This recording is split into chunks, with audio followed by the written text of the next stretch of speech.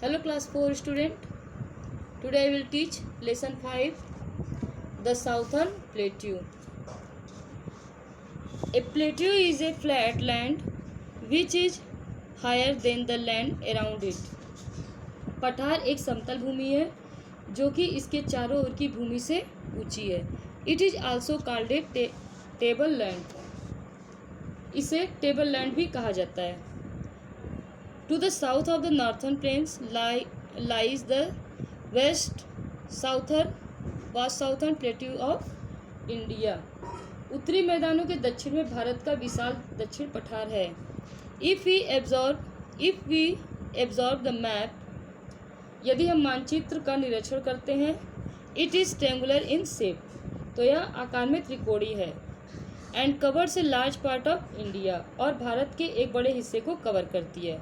The land here is rocky and uneven, यहाँ की भूमि चट्टानी और असमान है.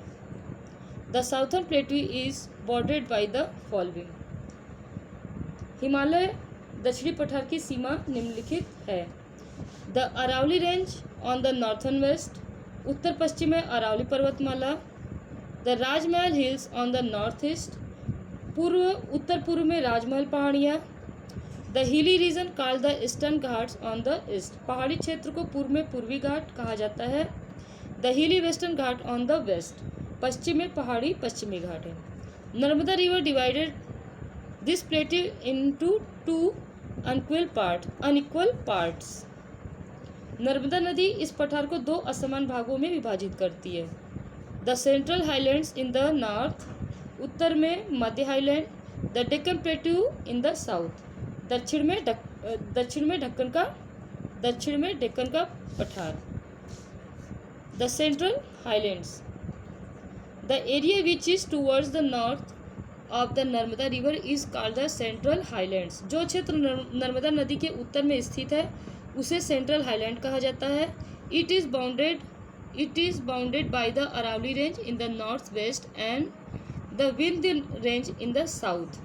यह उत्तर पश्चिम में अरावली पर्वतमाला और दक्षिण में विंध्य श्रेणी से घिरा है. The central highlands include two main plateaus, the Malwa plateau in the north west and the Chota Nagpur plateau in the north east. केंद्रीय हाईलैंड के दो मुख्य पठार उत्तर पश्चिम में मालवा पठार और उत्तर पूर्व में छोटा नागपुर पठार है. Chambal, Betwa and Son river join the rivers Ganga and Yamuna from the south.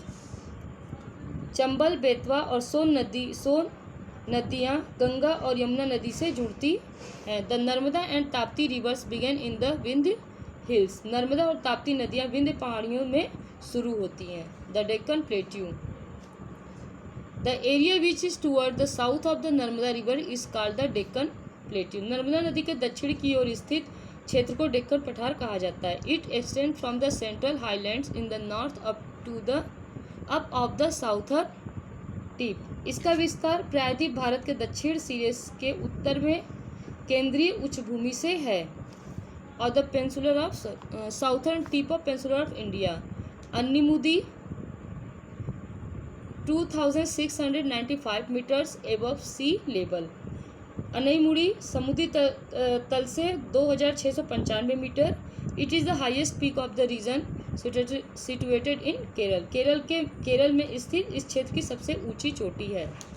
It is bounded by the western and eastern Ghat, यह पश्चिम और पूर्वी घाट से घिरा है. It covers part of Madhya Pradesh, यह मध्य प्रदेश और छत्तीसगढ़, उड़ीसा, महाराष्ट्र, कर्नाटका, आंध्र प्रदेश एंड तमिलनाडु. इसमें मध्य प्रदेश, छत्तीसगढ़, उड़ीसा, महाराष्ट्र, कर्नाटका, आंध्र प्रदेश और तमिलनाडु शामिल है. The river in the Deccan plateau are not fed by melting snow.